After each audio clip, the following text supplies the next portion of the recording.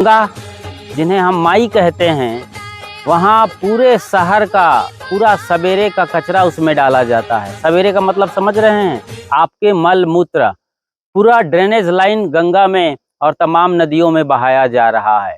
पानी इतना दूषित हो गया है, मानव मल के विषाणु, रोगाणु और वायरस से पीना तो दूर, नहाना भी खतरनाक हो गया है। इसका मैं वैज्ञानिक प्रमाण दूंगा। आपको लगता होगा कि हम केवल यूं ही बात कर रहे हैं, इसके वैज्ञानिक प्रमाण आ चुके हैं कि कितना हमने दूषित कर रखा है गंगा को। वहीं गाय को इस देश में माता कहा जाता है। राष्ट्र माता घोषित करने की अभी इतनी यहाँ पर हो हल्ला मची है, लेकिन वही चिल्लाने वाले लोग बड़े आराम से गाय को काट कर खा जाते हैं। हिंदू और मुस्लिम दोनों बराबर दोषी हैं। अभी ईद पर तो मुसलमान तख्ती लेकर आ गए गली मोहल्लों, कूचों, चौराहों और बाजारों में कि गाय को राष्ट्र माता घोषित करना चाहिए या नेशनल एनिमल, राष्ट्रीय पशु घोषित करना चाहिए। इसके लिए वो सरकार से मांग कर रहे हैं कि हम गाय नहीं खाएंगे, और उन्होंने गाय नहीं खाया और सारे आवारा पशु के रूप में हमारी गाय यानी गौ माता दाने दाने को मोहताज है। प्लास्टिक खा रही है। ये प्लास्टिक कहीं आसमान से नहीं गिरा है, किसी सातवें तपक से, किसी स्वर्गलोक से और किसी बिहिश्त से, पैराडाइज से ये प्लास्टिक नहीं आया है। जिन्हें 40-50 किलो तक के तादाद में गाय खा रही हैं, उनके पेट से ये वेस्टेज निकला है, फाड़ कर निकाला गया है और गाय मरती जा रही हैं। एक तो आप इनडायरेक्टली मार रहे हैं प्लास्टिक जैसे कचरा खिला करके, दूसरा आप खुद काट के खा रहे हैं। आप धार्मिक हैं? कोई धर्म का एक छींटा भी दिखता है आप में? किस लिहाज से धर्म है? चाहे चोटी रखे हों या जनेऊ पहने हों, क्या फर्क पड़ता है? बंगाल के सारे पंडित मांस खाते हैं। बगैर मांस के यानी मछली भात के पहले उनका कौर नहीं उठता है। कई हिस्सों में ये कुछ हो रहा है। भारत मांस निर्यात में सबसे बड़ा एक्सपोर्टर है पूरी दुनिया में, मतलब सबसे ज़्यादा मांस निर्यात करने वाला कारोबारी देश आज भारत बन चुका है। और तो और जो हिंदू सरकार कहा जाता है, जो हिंदू राष्ट्र बनाने की वकालत कर रहा है, मोदी सरकार डायरेक्ट और इनडायरेक्ट या अन्य राज्यों के साथ मिलकर वो इन बड़ी कंपनियों को जो मांस का निर्यात करती हैं, उन्हें खुला लाइसेंस दे चुकी है। जी हाँ, गाय काटने का, गाय बेचने का खुला लाइसेंस मिला हुआ है। सोचो जरा, चुनावी वादे और नारे बन के रह गए हैं। हिंदू गाय और फिर हिंदू मुस्लिम के साथ लड़ाना। कहते तो ये हैं रिपोर्ट के मुताबिक कि ये जो बीफ कंपनियां हैं, कत्ल खाने हैं, इनकी ओर से वर्तमान सरकार को करोड़ों का चंदा मिलता है। बताइए, जहां से आप चंदा लेंगे उसे आप बंद करवा पाएंगे? तो बड़ी समस्या सरकार के सामने आ गई है और वो चूं मुंह कुछ भी नहीं कर रही है। चुपचाप पलथी मार के कुंडलिनी समेट के बैठी हुई है, जैसे उसके कान में जूं तक नहीं रेंग रहा है कि कुछ अब वक्तव्य दे, कुछ बात बताए कि हम कब ये संसद में बिल पारित करेंगे और कब गाय को राष्ट्रीय पशु या राष्ट्र माता घोषित करेंगे। गाय को पूजने वाला ये देश, गाय को माता कहने वाला देश, कितने घरों में ये रस्म अदायगी चल रही है, संस्कृतियां आज भी जिंदा है, लेकिन उन्हीं घरों में बकरियां आराम से मारी जा रही हैं, मछलियां काटी जा रही हैं और न जाने और कितने प्राणी, भेड़ से लेकर ऊंट तक, सब खाए जा रहे हैं। घर में नहीं तो फिर होटलों में खाए जा रहे हैं, त्योहार के नाम पर खाए जा रहे हैं। बलि का बकरा, ये तो आपने कहावत सुना ही होगा। सचमुच में आज देवी के नाम पर, देवता के नाम पर कट्टर हिंदू सनातनी लोग काट करके खा रहे हैं। दोष देते हैं मुसलमानों को। मुसलमानों के अपने दोष हो सकते हैं किसी एंगल से, लेकिन हिंदू कोई कम है? अब जाकर के मामला खड़ा हुआ है कि राष्ट्र माता घोषित करना चाहिए। क्या मोदी सरकार में ताकत है 56 इंच का कि सदन में आए और बिल पारित करके घोषित कर दे? क्या खतरा है? वही सब लाइसेंस दे रखा है बीफ मीट कंपनियों को जो धड़ल्ले से एक्सपोर्ट करती हैं करोड़ों टन की तादाद में बाहर विदेशों में। और जब बाहर से उनके आका आएंगे, इजराइल के प्रधानमंत्री बेंजामिन नेतन्याहू, तो क्या उन्हें हलवा खिलाया जाएगा कि रसमलाई, खीर, पूड़ी क्या खिलाएंगे कि ये मांस खिलाया जाएगा? इसलिए राष्ट्रीय पशु घोषित करना बड़ा दुश्वार हो रहा है इस देश में सरकार को। पहले से ही बंगाल टाइगर हमारा नेशनल एनिमल है। जैसे राष्ट्रीय पक्षी मोर है, ऐसे राष्ट्रीय जो सिंबॉलिक हमने दे रखा है जीव जंतुओं, पशु पक्षियों और पेड़ पौधों को, अब उसमें नया एंट्री लेना है गाय को, तो किस तरीके से शामिल करना है, इस पर बाकायदा बहस होनी चाहिए, बात होनी चाहिए। फिर क्यों नहीं, गाय को बचाना है, भैंस को भी बचाना है। गाय आपकी माता है तो भैंस तो मौसी होनी चाहिए ना, और बकरी आंटी, और मछलियाँ क्या होंगी? सोचो जरा, बेबी, बिल्कुल उसे भी बचाना चाहिए। जीव सबके अंदर है। इसीलिए आज से 600 बरस पहले सदगुरु कबीर साहब ने कहा था, जीव मति मारो बापुरा, सबका एक प्राण, हत्या कबहू न छूटी हैं, जो कोटिन सुनो पुराण। तुम हजारों साल तक गंगा में नहा लो, हजारों भागवत कथाओं को करा लो, हजारों संतों के चरणों में जाकर लौट लो, मंदिर में मत्था मार लो, मस्जिद में अजान पीट लो, और गुरुद्वारा में जाकर के अरदास चिल्ला चिल्ला के गला फाड़ लो, और प्रेयर करते करते रो रो करके पूरा बाल्टी भर दो वहाँ, कहाँ? चर्च में। लेकिन आपके पाप कर्म इन धार्मिक पाखंडों से धुलने वाले नहीं हैं। 2019 और 20 के साल में आपके यहाँ कोरोना आया था, कहा गया कि चीन में चमगादड़ का सूप पिया गया था।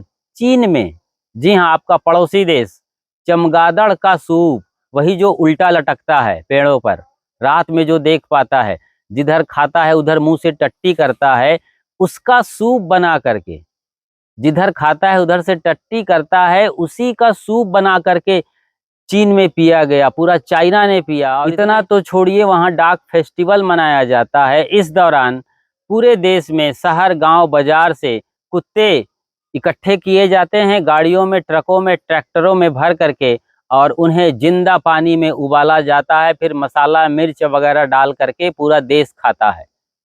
ये होता है वहाँ। और फिर काकरोच, जी हाँ, वही काकरोच जनता पार्टी वहाँ चली जाए तो कोई खैरियत नहीं है।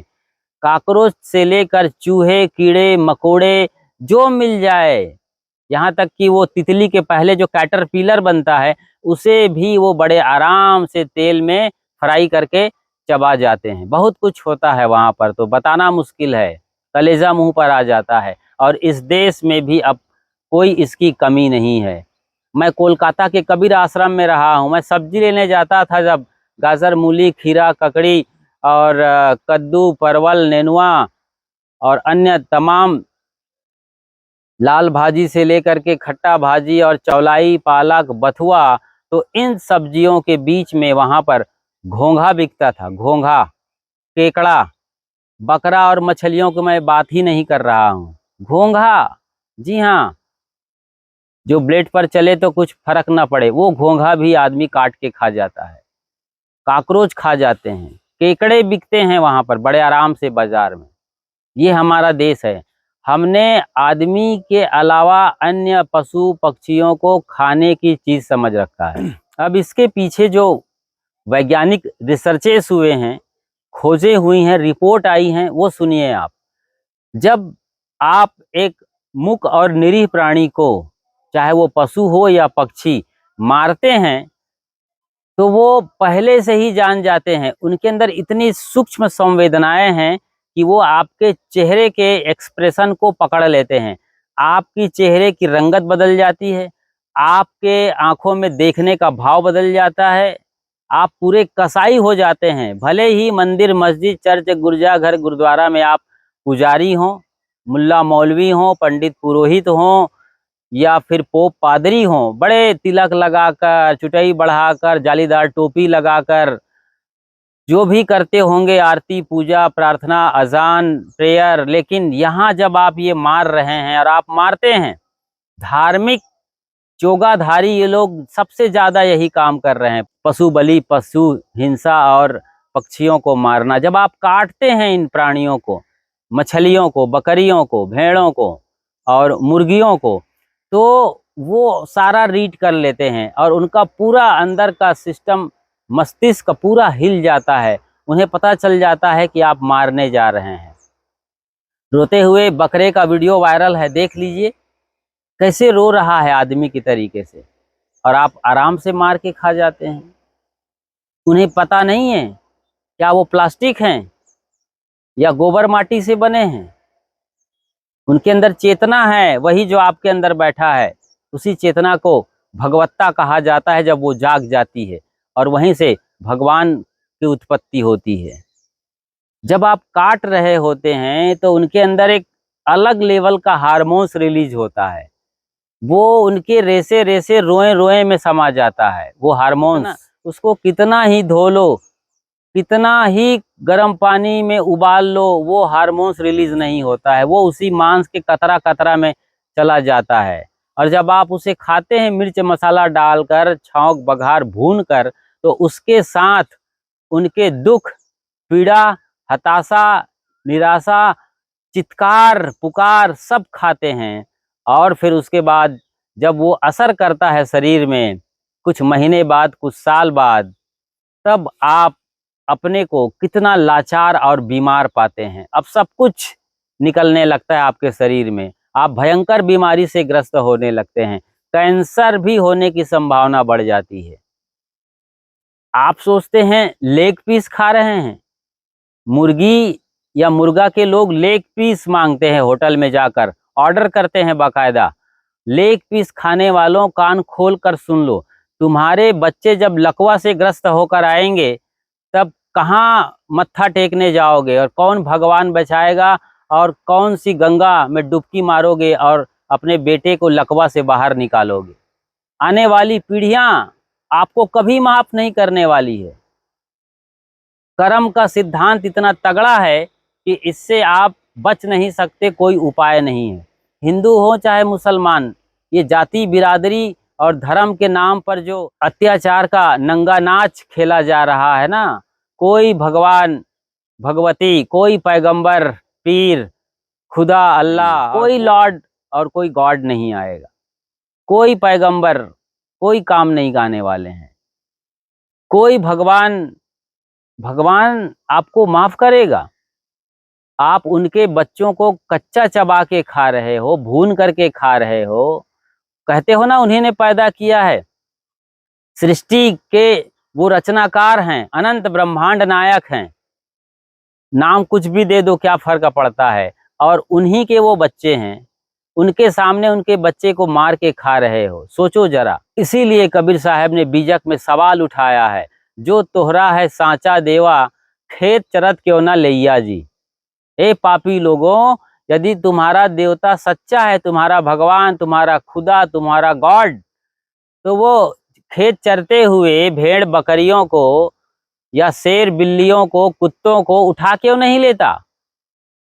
चाहे वो हिप्पोपोटामस हो, गैंडा हो या डायनासोर, उनको जब खाना है, यदि तुम्हारा भगवान वाकई में राक्षस है, वाकई में दरिंदा है, वाकई में इतना बड़ा भयानक जाइंट है, तो वो उठा लेगा। डायनासोर भी नहीं बचा, शायद डायनासोर सारा भगवान खा गया, या खुदा या गॉड। कौन खाया डायनासोर? गैंडा कौन खाएगा? हिप्पोपोटामस कौन खाएगा? उनके अंदर खाने की जब भूख जगेगी तो वो उठा लेगा। जो तोहरा है सांचा देव, यदि वो सच्चा है, जिंदा है, वाकई में है, तो खा लेगा। खेत चरत क्यों ना लैया जी। वो खेत में चरते हुए, खेत मतलब जंगल में चरते हुए इन प्राणियों को क्यों नहीं उठा लेता। तुम्हारे जैसे ये पुजारी, मौलाना वाले और पादरी, ये बिचौलिए, धर्म के ठेकेदारों की जरूरत पड़ेगी।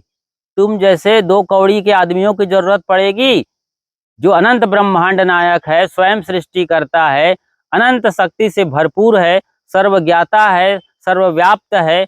उनको जरूरत पड़ेगी तुम्हारे जैसे दो कौड़ी के आदमी की, कि तुम तुलक लगा के वहां पुजवन देने जाओ, जनेऊ पहन करके तुम ऐसा काम करो, वो भी चोटी रखकर, या जालीदार टोपी लगाकर, हरे लुंगी लगा करके अल्लाह अकबर या बिस्मिल्लाह रहमान रहीम के नाम से तुम ईद के दिन बताइए लोग जबाह करते हैं, उसके भी काटने के तरीके बताते हैं कि एक झटके में, और इसके लिए आपकी छुरी तेज होनी चाहिए, एक झटके में सामने वाली नस को काटना है। ये तकनीक लोग बता रहे हैं मुसलमानी बिरादरी में। बताओ, अरे काटना कैसा भी हो, भोथरे से भी काटो, दर्द उतना ही होगा, पीड़ा उतनी ही होगी। और मरते वक्त जो जीव का वो हार्मोन्स रिलीज होता है, वो एक केमिकल रिलीज होता है, जो तत्व उसमें मिल जाता है, वही आपके सारे भविष्य को तय करने वाला है।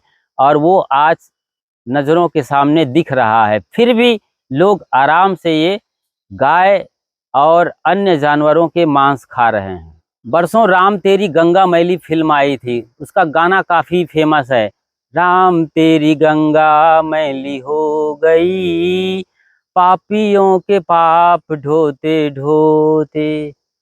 अब मैली ही नहीं रह गई ये गंगा, वो ज़माना रहा है वो फिल्म का, उस दौर में ये गाया गया था, बनाया गया था। अब ये गंगा सिर्फ मैली नहीं है, जहरीली हो गई है। अभी लेटेस्ट एक्सपेरिमेंट किए गए हैं, रिसर्च किए गए हैं, खोज आई है। जर्मनी का एक आदमी, उन्होंने बताया है कि गंगा में मानव मल में जो विषाणु और कीटाणु होते हैं, जो खतरनाक रोगाणु होते हैं, वो पाए जाते हैं। गंगा का पानी पीने की तो बात छोड़िए, नहाने लायक भी नहीं बचा है। ये नज़ारा हमने अभी पिछले 2025 के महाकुंभ में देखा है, जब वैज्ञानिकों ने बताया है कि कितना मानव मल गंगा में बह रहा है, पूरा शहर का। और ये केवल मेला में या एक दिन की बात नहीं है, पिछले कई सालों से ये कुछ हो रहा है। मानव मल के लिए पूरा ड्रेनेज गंगा में बहाया जाता है, और वहाँ पर ट्रीटमेंट के प्लांट लगाए गए हैं। मैं प्रयागराज में ही रहता हूँ, जिसका नाम कभी इलाहाबाद था। हमारा आश्रम है प्रीतम नगर में, सुलेम सराय के इलाके में। हमारे आश्रम से बिल्कुल आधा किलोमीटर पर गंगा बहती है, और वहीं बाजू में उस इलाके के पूरे शहर की गंदगी आने के लिए ड्रेनेज वाले पाइपलाइन है, ट्रीटमेंट प्लांट लगाए गए हैं, मगर वो ट्रीटमेंट प्लांट खुद बीमार हो गया है। उसकी कोई सफाई नहीं है, खुद कचरा से भर गया है। पूरा वो गंदा नाला सीवर लाइन उस प्लांट के बाजू से गंगा में प्रवेश कर रहा है। मतलब गंगा को आपने गंदा नाला बना दिया। ये दर्द मेरे सीने में था, आंसुओं के जरिए मैं बहा सकता था, लेकिन मैं आंसू के साथ तो लगातार नहीं जी सकता, जीऊंगा तो आपके साथ। आप हमारे अपने हैं, प्यारे हैं। आप में से कोई सुधर जाए, आप में से कोई जाग जाए, तो हमारा यहाँ पर निवेदन करना सफल है। हमारी बात यहाँ पर रखना बहुत बड़ी क्रांति लेकर आने वाली है। जागिए, जगाइए। इसीलिए इस चैनल में, ये आपके पसंदीदा यूट्यूब चैनल है खुशहाल जिंदगी टीवी, इन विषयों पर और आत्मबोध के लिए सैकड़ों क्रांतिकारी वीडियो हैं, बल्कि हजारों की तादाद में अब हो गई हैं। उन वीडियोस को देखिए, बड़ी गहराई से देखिए, अकेले देखिए, परिवार वालों के साथ देखिए, होम थिएटर पर या टीवी पर लगाकर पूरा घर और मोहल्ला देखिए, तब चेतना जगेगी, क्रांति आएगी। और आप खुशहाल जिंदगी टीवी चैनल पर बिल्कुल नए हैं तो फौरन सब्सक्राइब कर लीजिए, एकदम निःशुल्क है, ये कोई पैसा नहीं लगता है। देख लीजिए नीचे लिखा है सब्सक्राइब, उसको दबा दीजिए, वो सब्सक्राइब्ड हो जाएगा और आप हमारे परमानेंट मेंबरशिप हासिल कर लेंगे। उसके बाद जो घंटी की तस्वीर है, जी हाँ, बेल आइकन, उसको प्रेस कर दीजिए, घंटी बजा दीजिए नोटिफिकेशन की, और आल या सभी को भी सेलेक्ट कर लीजिए। तो फिर जब भी हम नया कुछ लेकर आएंगे, नई वीडियो, क्रांतिकारी वीडियो, तो सबसे पहली सूचना उसकी मिल जाएगी। और लाइव भी आएंगे हम, सीधे एकदम ताज़ा आपसे बात होती रहेगी, उसकी भी सूचना सबसे पहले आपको बिना मांगे मिल जाएगी। नोटिफिकेशन की घंटी बजा दीजिए, बेल आइकन को प्रेस कर दीजिए, सब्सक्राइब कर लीजिए। और हाँ, ये वीडियो आपको कैसी लगी, अपने दिल की आवाज़ ज़रूर लिखिए। मिलते हैं एक नई वीडियो में, तब तक अपना और अपनों का ख्याल जरूर रखिए। शुक्रिया, साधुवाद। जय जीव, जय जगत, जय भारत।